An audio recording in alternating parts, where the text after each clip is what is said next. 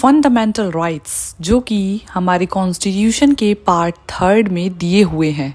जैसे किसी भी इंसान को ऑक्सीजन बहुत इम्पॉर्टेंट होती है उसके सर्वाइवल के लिए, उसी तरीके से फंडामेंटल राइट्स बहुत ही ज़रूरी हिस्सा हैं कॉन्स्टिट्यूशन का, जो कि कॉन्स्टिट्यूशन का एक बेसिक स्ट्रक्चर माने जाते हैं। और यही फंडामेंटल राइट्स कॉन्स्टिट्यूशन के अंदर आर्टिकल 12 से लेकर 35 में कवर होते हैं। आखिर क्यों इतने ज़्यादा इम्पॉर्टेंट हैं फंडामेंटल राइट्स, तो चलिए जानते हैं इस वीडियो के माध्यम से। Hello friends, welcome to learn at ease.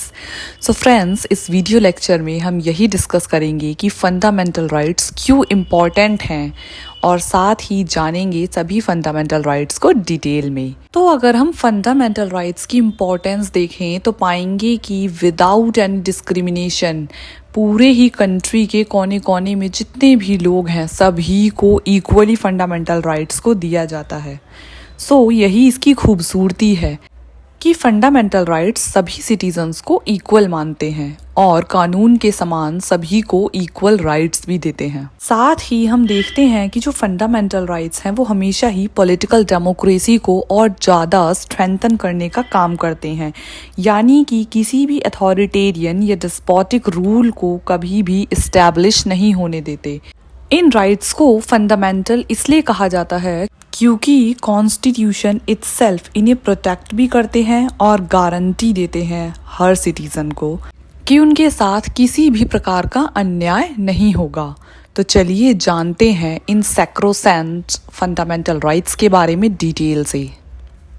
Originally हमारे कॉन्स्टिट्यूशन में 7 फंडामेंटल राइट्स हुआ करते थे, पर क्योंकि वर्ष 1978 में 44th अमेंडमेंट एक्ट के तहत राइट टू प्रॉपर्टी को फंडामेंटल राइट्स की लिस्ट से डिलीट कर दिया गया और इसे एक लीगल राइट बनाया गया। उसी वर्ष इसे आर्टिकल 300A के पार्ट 12 में डाल दिया गया। तो आज हम देखते हैं, आज हमारे पास 6 फंडामेंटल राइट्स हैं। सो इस क्रम में पहला फंडामेंटल राइट आता है राइट टू इक्वालिटी। ये आर्टिकल 14 से 18 तक में आता है। राइट टू इक्वालिटी का मतलब है समानता का अधिकार। समानता का अधिकार मतलब कानून के समान सभी लोग इक्वल हैं, कानून के समक्ष सब लोग समान हैं, यानी कि स्टेट किसी भी सिटीज़न के साथ किसी भी प्रकार का भेदभाव नहीं कर सकता। दूसरे नंबर पे आता है right to freedom. So right to freedom article 19 से 22 तक में आता है। सो राइट टू फ्रीडम का मतलब क्या है? आज़ादी का अधिकार। इसके अंदर 6 प्रकार की आज़ादी का वर्णन किया गया है। तो पहला आता है freedom of speech and expression, यानी कि आपको बोलने का अधिकार है, आप अपनी चीज़ों को एक्सप्रेस कर सकते हैं। एक्सप्रेशन का मतलब केवल ओरल नहीं होता, एक्सप्रेशन का मतलब है कि आप रिटन तरीके से भी अपनी बात को लिखकर भी एक्सप्रेस कर सकते हैं। दूसरा इसमें आता है right to assemble peacefully without arms. So इसमें जो इम्पॉर्टेंट वर्ड है दैट इज़ विदाउट आर्म्स, यानी कि आपको कहीं पे भी धरना प्रदर्शन करने का अधिकार है, आपको पीसफुली असेंबल होने का अधिकार है, आप हथियारों को लेकर नहीं जा सकते। दूसरा आता है राइट टू फॉर्म एसोसिएशन और यूनियंस एंड कोऑपरेटिव सोसाइटीज़, कि आप कोई भी यूनियन बना सकते हैं, कोई भी कोऑपरेटिव सोसाइटी को बना सकते हैं और किसी भी एसोसिएशन को बना सकते हैं और साथ ही उसका हिस्सा बन सकते हैं। फिर आगे चलते हैं तो आता है right to move freely throughout the territories of India, यानी कि आपको भारत देश में किसी भी राज्य में किसी भी क्षेत्र में कहीं पर भी घूमने का अधिकार है, आप फ्री हैं, आप किसी भी पार्ट में जा सकते हैं। Right to reside and settle in any part of the territory of India, कि आप भारत के किसी भी क्षेत्र में अपना घर बना के रह सकते हैं, टेम्परेरीली और permanently, it's up to your wish. So state आपको नहीं रोकता है। देन आता है right to practice any profession और carry on any business occupation and trade, यानी कि आपको किसी भी प्रोफेशन को चुनने का अधिकार है, ये आपकी क्वालिफ़िकेशन पे डिपेंड करता है और आपकी विलनेस पे डिपेंड करता है कि आप किस ऑक्यूपेशन को चुनना चाहते हैं। But friends, at the end I will definitely tell you कि कोई भी राइट्स आपको नेगेटिव फ्रीडम को यूज़ करने की आज़ादी नहीं देता है। फिर तीसरे नंबर पे आता है right against exploitation. So right against exploitation article 23 and 24 के तहत आता है। इसका मतलब होता है शोषण के विरुद्ध अधिकार। इसमें 2 प्रकार के अधिकार शामिल होते हैं।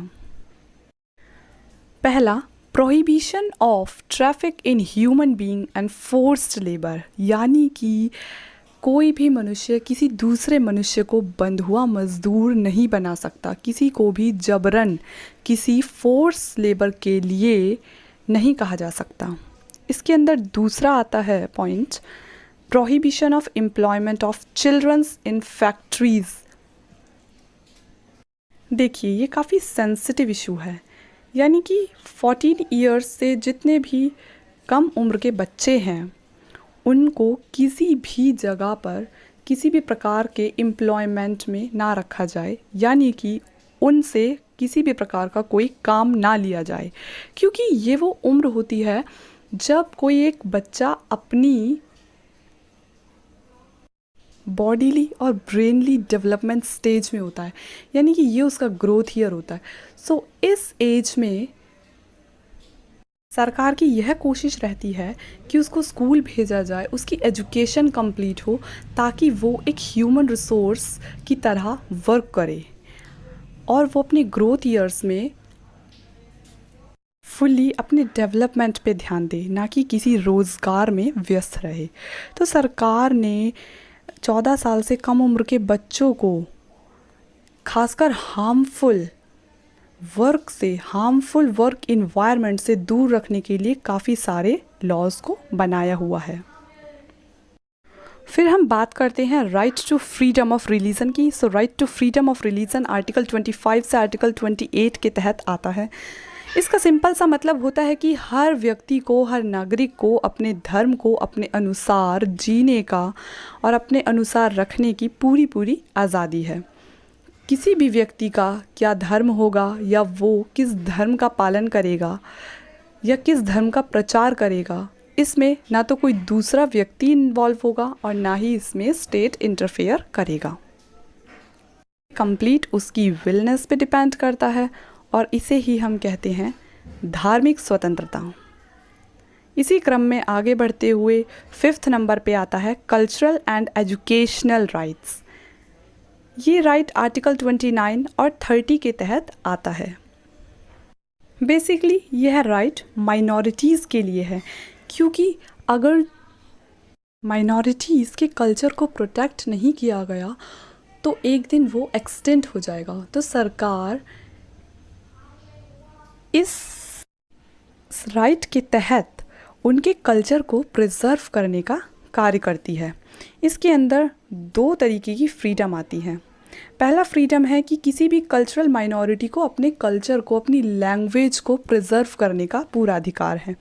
और इसके अंदर दूसरा अधिकार आता है कि अगर कोई भी माइनॉरिटी अपने एजुकेशनल इंस्टीट्यूशन को इस्टेब्लिश करना चाहता है तो उन्हें इस चीज़ का अधिकार दिया जाता है कि वह अपने एजुकेशनल इंस्टीट्यूशन को इस्टेब्लिश कर सकते हैं, बेटर वे में मैनेज कर सकते हैं और उसका पूरा कार्यभार संभाल सकते हैं।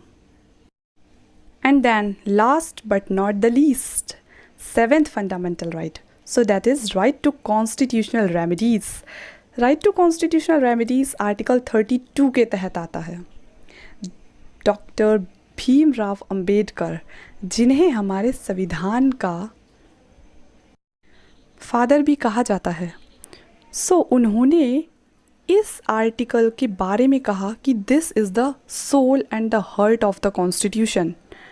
मीन्स 7th फंडामेंटल राइट सारे फंडामेंटल राइट्स की लिस्ट में सबसे पावरफुल, सबसे स्पेशल है। इस फंडामेंटल राइट के तहत कोई भी व्यक्ति यदि उसके किसी भी अन्य 6 फंडामेंटल राइट का हनन हुआ है तो वो सुप्रीम कोर्ट डायरेक्टली जा सकता है, वहाँ पे अपील कर सकता है। एंड आर्टिकल 32 के तहत सुप्रीम कोर्ट हर उस इंसान के खिलाफ कार्यवाही कर सकता है जिसने किसी दूसरे का फंडामेंटल राइट का हनन किया हो। सो गाइस, आज के वीडियो में बस इतना ही। Thanks for watching.